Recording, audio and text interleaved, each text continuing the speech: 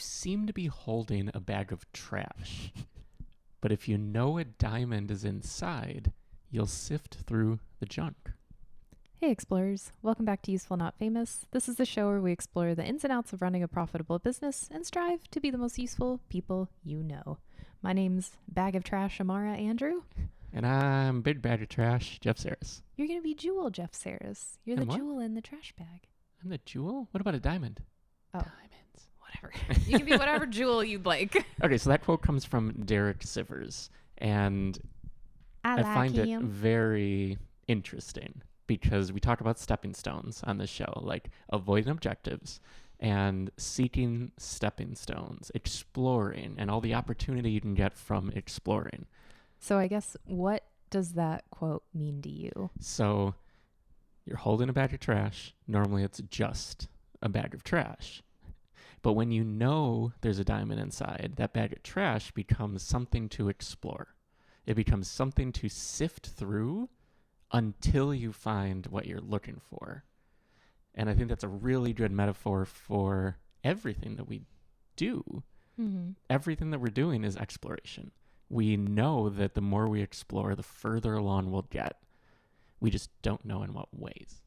It's also interesting because it makes the bag of trash actually have so much more value, which you wouldn't think, which is so funny because I literally just recorded a video for my personal content because I'm getting back to like all the history and art history stuff.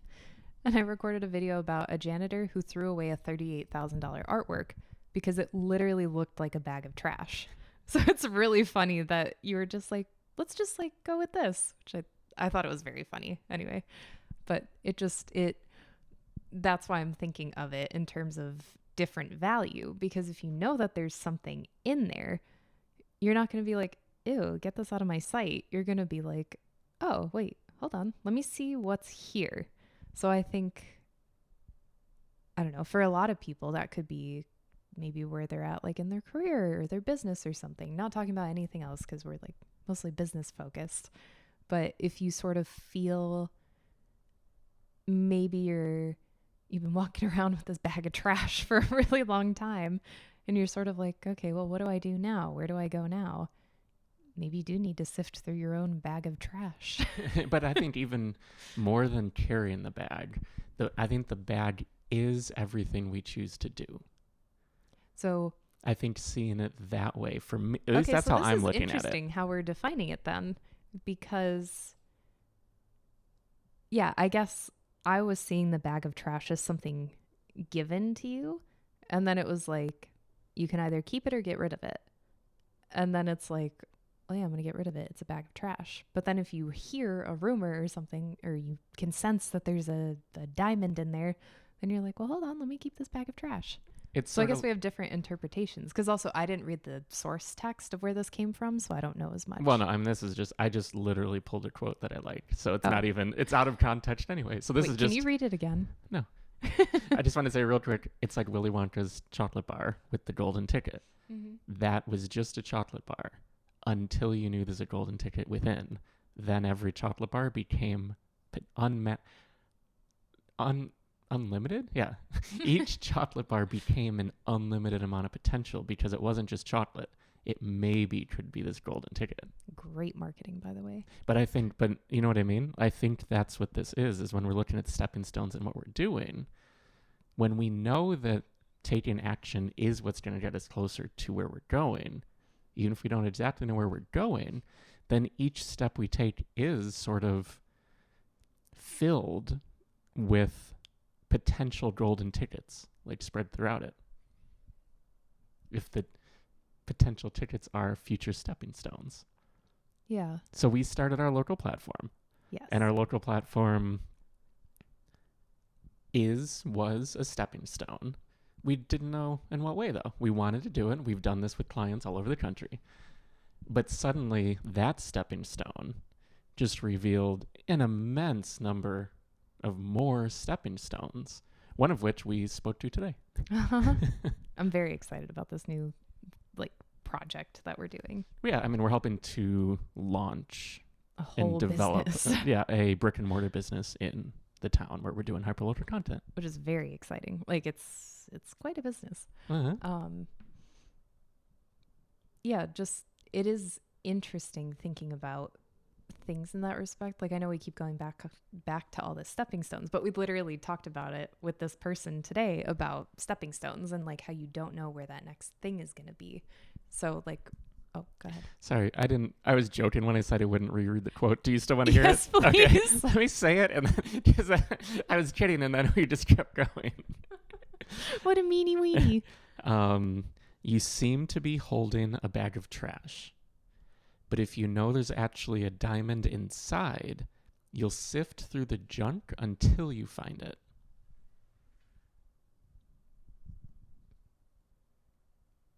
Yeah, that's good. And we're all filled with that potential. That potential diamond is, see, I shouldn't have said all filled. Our vantage of everything we can do. 100% of us have diamonds in that potential. But like we can all pursue so many different, we can pursue anything that we want to do. Yeah. So then to me, that feels like you need to keep persevering when things feel really difficult, because if you don't know what's on that other side. But see, it's so tricky because then it's like, well, you need to keep persevering. But then like how we talked about stepping stones, but you can't be beating yourself up against the wall and have an objective, because that can harm you, but not like physically, but that can harm your progress. But what is your progress supposed to be? Well, you aren't supposed to have that sort of in mind. And I think as long as we don't get caught up in objectives being, this is the tough part, a stepping stone objective. Like these are cars. Cars are gasoline vehicles.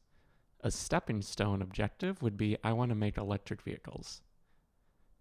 That, I would say that type of objective is fine because it is only 1 degree away. There's a lot of bits to make it, but we're not jumping to, I want to make electric personal flying vests, because that's so many, like that's an objective so far away that it's like, can we even make a flying vest, period? Like, you know what I mean? And I think objectives are fine, but only in near term. Yeah. And the problem is we always think in the long-term objective. Yeah, because it's like with the computer. Like you had, the vacuum tube and then like all this other shit. And then it's like, well, yeah, it took not hundreds, but years to get, all of human history to get there. But you can't be a caveman and be like, well, I want a computer. And it's like, what's a computer? Nate Bargatze has the best joke where he's like, if I actually traveled back in time, I don't know if I could convince anyone I'm from the future. Oh, yeah. It's so funny because he's just like, I would get there and look around and be like, yeah, you're going to have cell phones one day. And they're like, what's a cell phone? He's like, oh, it's sort of this phone you can just sort of talking to. They're like, what's a phone? He's like, so it's a thing to communicate with people. And they're like, how does it work? He's like, you got me. Well, and then I was thinking too, from like a historic perspective, like I wouldn't be able to, if somebody was like, well, then tell me what the races are going to be tomorrow. I'd be like, what races? What are you talking about? Or like, oh, well, what happens a month from tomorrow? And you mean like horse races or something? Yeah, okay. Like or whatever kind of races, depending on what time period you're in. Yeah, tell me who wins the World Series this year. Yeah, and it's like, fuck, I don't know. It's all on my phone. Like, I wouldn't be able to tell you anything. So it's like, you can't Google it because the internet isn't there yet. Yeah, they would just think you're nuts and put you in a nut house. Or but I don't know if you could say that. But you show up there. Yeah. And you know that computers are possible. You know that cell phones, you know all these things. But if you have the objective to make a cell phone in 1901 and you happen to travel back, you have no means to do it. That is such a great thing. Because when people are like, oh, I would time travel back and invent the flip and florf. Or yeah, just the phone, I guess. So that flip and florf, you have brought that thing up so many times. My great-grandpappy. But yeah, if you went back to, let's just say the 1960s and you're like, okay, cool, I'm going to make the cell phone. What are you starting with? You would have to know the ins and outs of all computer history, and even still you wouldn't be able to do it. Well, you'd have to be able to make the microchip. That's You'd what have I to mean. make the All glass. of it. You would need to invent every single bit. Every single part. You would have to go to Corningware and be like, okay, I want this exact type of glass. That's your Gorilla Glass. And they're like, what are you talking about? And it's like, okay, well, now I need to tell you how to make it. That's so endlessly complicated. So if you do figure out time travel, you need to know every single piece of whatever you're doing. So the objective I got so stuff. excited. You reminded me of something. Gorilla Glass. So That's my nickname in high school. Ay, ay, ay. Remember Palmer Luckey? He's the guy who made the Oculus. The Oculus Is that the inventor? Rift. Yeah. Oh, okay. Wow, what a name. Oculus Rift. Am I saying that right? Is I it think Rift? so. Whatever. The Yeah. Oculus. The thing that Facebook bought. The VR headset. Is that what I got you? Uh-huh. Okay, cool. So he made that. He invented that in a camper in his parents' garage. He lived in a camper. He was 14 when he started, 16 when he had his first prototype, and I think 19 when he joined Facebook because they acquired it. That's crazy. He made billions and billions of dollars. So he doesn't need anything anymore. Like they ended up squeezing him out. Long story, not cool. Oh, wait, does he do the little... So this is where I'm getting to.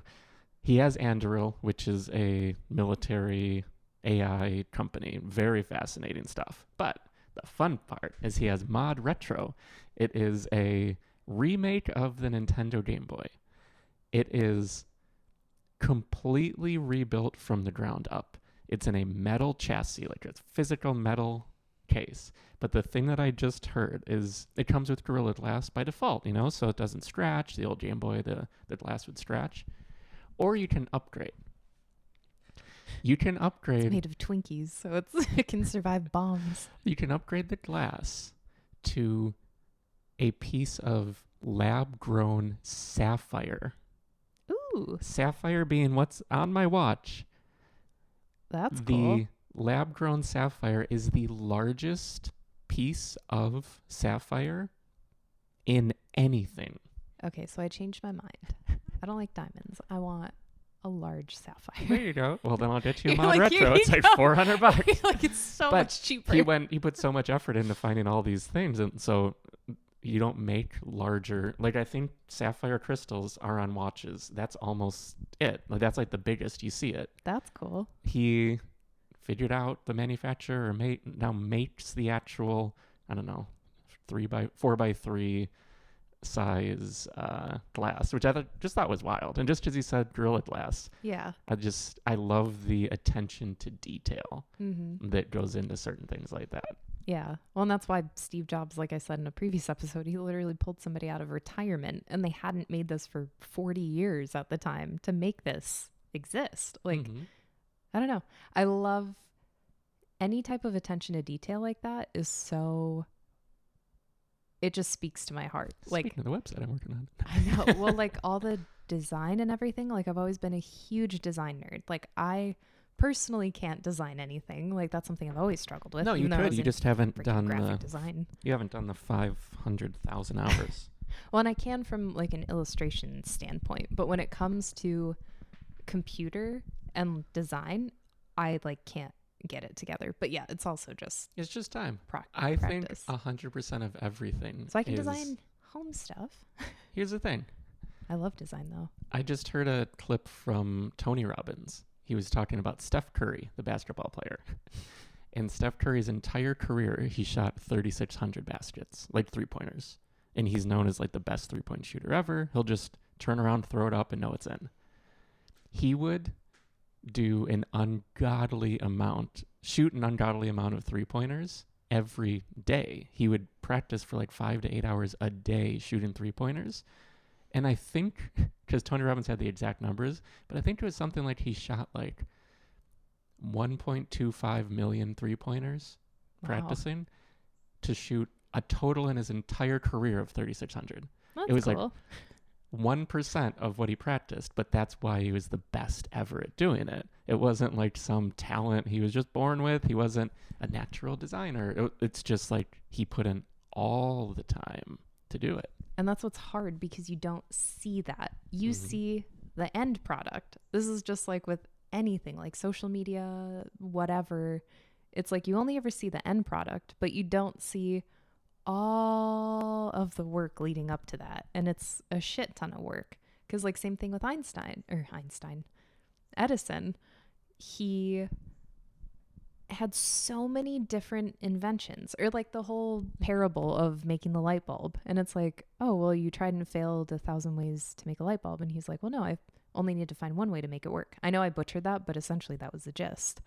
And it's just so fascinating because then one invention would then lead to another, which would then, like, they were all okay. I was just going to say, don't zoom motherfucking past. Edison is the perfect example of stepping stones. Who because else? Well, I want to finish on Edison because we keep getting sidetracked of what I'm trying to say. You're like, well, let me tell you about this other podcast. I'm like, bitch, I don't have time to listen to podcasts. But Edison, by making his phonograph, which it was called something different at the time, but that was like a way to play back sound, he then also catapulted into trying to figure out moving images, which was part of another book that I was reading. And then he was like, let's put them together. Like, that's cool. And then it just keeps going, but it's like little stepping stones. But he wasn't like, well, let's make a feature-length film and star, like, I don't know, Tom Hanks and Denzel Washington in it. And like, I think that'd be cool, right? Like, that's not how you do it. So it does go back to stepping stones. But you can go to the light bulb. Yeah. Like 100 or 1,000, however many it was. Those were stepping stones to get to it. 1,000.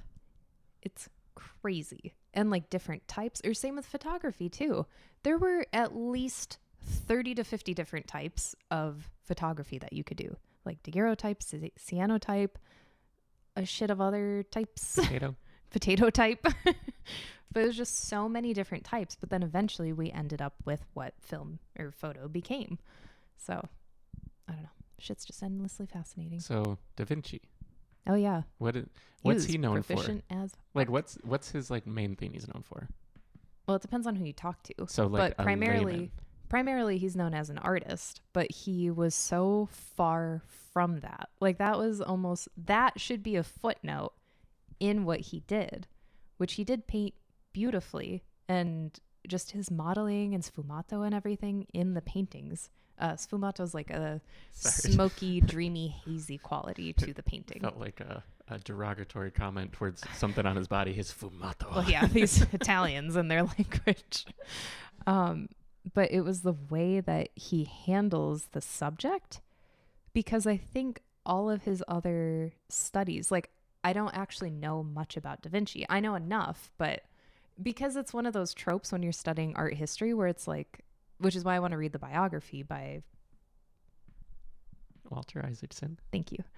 I want to read that biography because I think it's going to be endlessly fascinating. And I know enough. I know what he did, but I don't know 100% of everything about him. For someone who doesn't know, though, what's the gist? So we think artist, but what's the very, very broad stroke truth of who he was? Like, literally a Renaissance man. So he is sort of like, he is the reason why it's called a Renaissance man, even though I learned that Renaissance is a fake term. Anyway, he painter, sculptor, inventor, scientist, medical practitioner, sort of, in a way. Like, he would study every single thing. Botanist, philosopher. Well, and pursue, though, not even just study, right? Well, I say study, but it just means that he was a student, where he, not like literally how we think of students nowadays, but he just has, like, his notebooks are just fascinating because he's looking at every single thing. So then studying the human form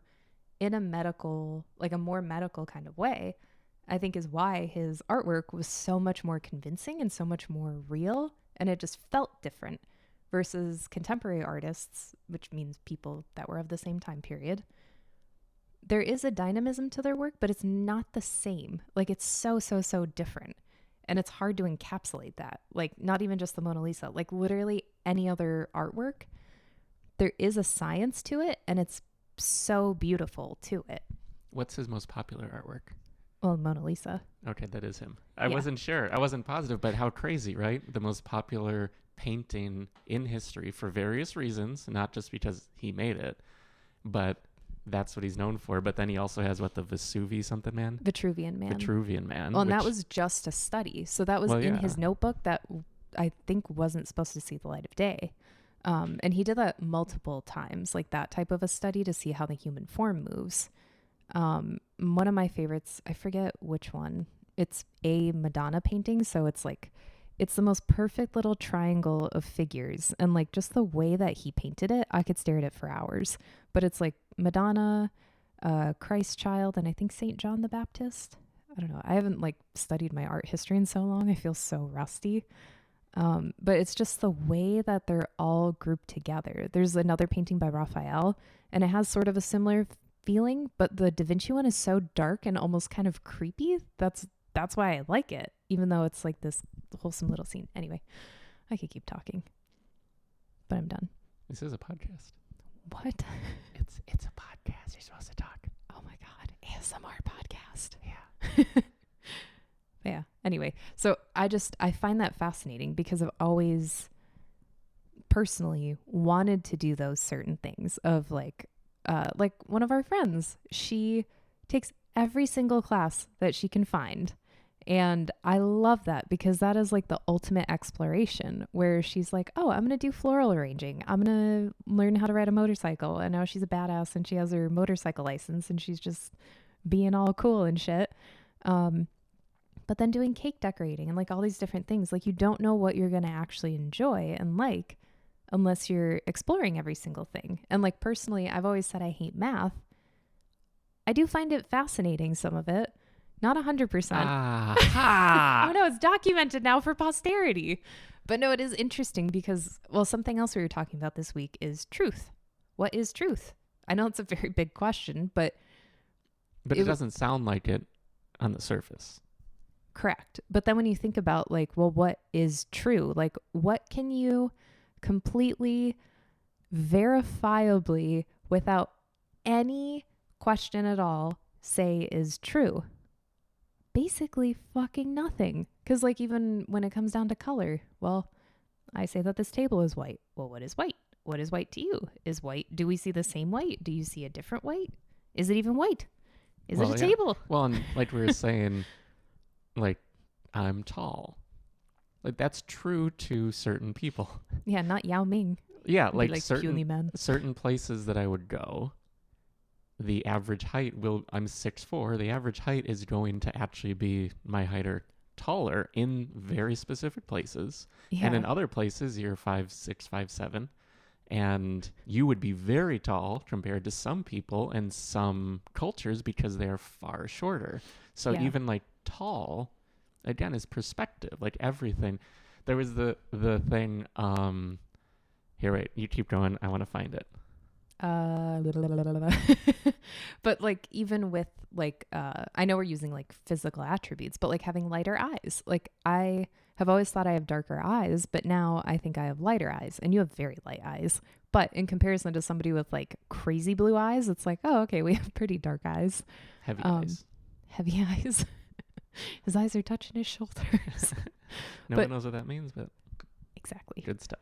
But just the idea of truth is so interesting because it is all perspective. But I think perspective in relation to comparison and contrasting, like compare and contrast, because you can't, it's almost like the whole Buddhist philosophy where you need to have the bad so you can very much like fully enjoy the good. Mm-hmm. Because if you only have good, you will never feel like how the Buddha came to be. Like you can never just have good because then you have a life of entirely bad. Well, yeah, because it's contrast. Life is contrast. Yeah, you need that. Happy, sad, good, evil, like what? Nothing. Tall, short. Yeah, that's what I was laughing at. Left, right. Yep. Okay, so this was the perspective thing. I loved this. It was just so funny. But how everyone's truth is so relative. A traveler comes to a river and sees a local woman on the opposite bank. He yells across, "How do I get to the other side of the river?" She yells back, "You are on the other side of the river." I think that is so funny and so true because to her, he is. Uh-huh. Like, it's obviously just a silly, like, parable, but everything is in relation to who I am and where I am right now in my life, in the world, everything. Uh-huh. That is so funny. I remember you reading that and I actually laughed out loud because it caught me so off guard, which is true. Like it is, I don't know. It's just fascinating how the mind works and how the world works. And it really does feel like whatever you are putting out is what you are taking in. I know that's like Elaborate on that. I know it's like a totally different sort of topic change, but just That's all the show is now. Like I like what the show is now, which is just conversations into things that are it's interesting. not just forced into whatever we're trying to force it into. But like your perspective, where was Your I going output with is this? was what you're taking in. You said something Yes. like that. So But just like your perspective on things. Like if you think that the world is terrible and everybody's out to get you and everything sucks and everybody's a liar, a cheat, and like we know people that are exactly that way, you're going to have a really bad life. Like your life is going to be terrible. And then you're going to feel even worse. But then you are going to become what you think your perspective is. Like it's just such a simple fix. And it's hard to explain that to people because when the weather's shitty outside, I've started trying to tell myself, no, this is cozy weather. Like this is weather to enjoy and put on fuzzy socks and make soup or make fucking tea, whatever. And like just enjoy the feeling of sleepiness that comes with it. uh-huh. So, well, and we can all feel just sort of like meh for no good reason. yeah. So why can't we Yeah. feel why can't we feel happy for no good reason? Exactly. Like that. Yeah. Why is that so difficult? I think because it's almost more glamorous or I'm having trouble saying it, but I know what I want to say, but I think I should just say it. Is it expectations? No, I think it's No? wanting to have a pity party and having the attention of having a bad time. Because if you have a bad time, people will be like, oh my God, I'm so sorry, blah, blah, blah. Well, it's learned behavior. Yeah. There. So like for kids that learn when I cry, I get what I want. This is speaking in theory as once being a kid, not Yes. as having kids or experience with kids, but like I cry, I get what I want, so I want that, I will try. Like it's the learned behavior. So the pity party thing, like, oh, when I'm sad, people treat me this way. Yeah. So then let me express sadness. Like I think that there's something to that, what you're saying. And it's hard because like I struggle with this where it's like I've tried to just start laughing when things are not great because again, it's just my perspective. And it just so happens to be that there were 3 things that happened today instead of 1 thing that happened today. And it's a numbers game of like, okay, these 3 things happened in a row that maybe I wasn't super fond of.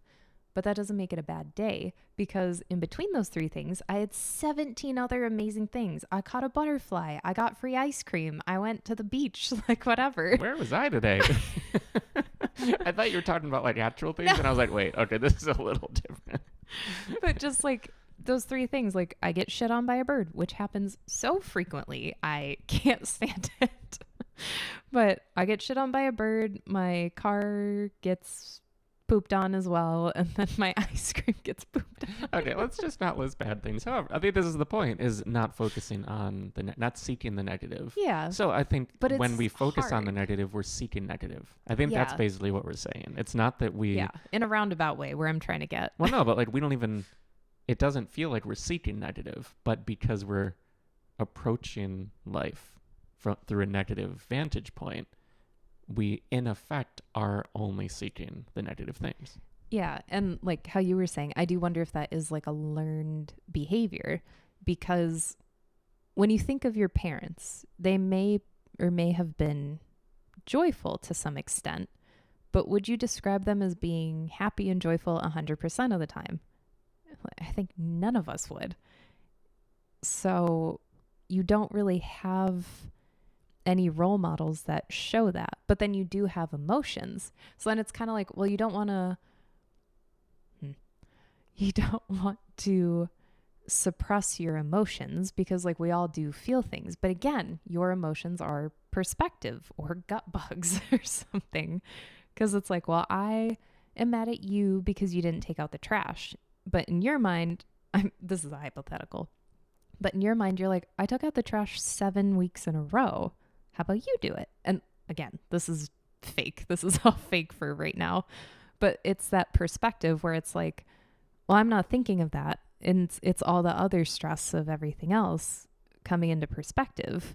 When you had taken out the trash 107 weeks in a row, and then I was like, well, you didn't take it out this one time. What's wrong with you? Which, again, I would never say, but I don't know. It's just interesting to think of those things. Like, it's like all the, I feel like I'm just fucking rambling. Well, no, it's the bag of trash. So if we ring it back, roll it back, Ring around the rosy. go back to the bag of trash. It's what are we actually focusing on in this bag? Yeah. Are we focusing on Well, look, this did come full circle. millions of pieces of things that aren't the diamond, or that, okay, I'm almost there. I'm getting closer. There's good in here, and I'm going to find it no matter how long it takes me. Yeah, see, that's what I was going for. Yeah, it was. Yeah. Enjoy. I think this is fun. So if you enjoy this episode, share it, because it's the only way anyone will ever hear this. And yeah, we need to make more clips. one day we will. But yeah. You look like you're going to say something. What are we going to title this episode? I love trash. Okay, good. So I hope you enjoyed I Love Trash. We'll see you next week. Bye.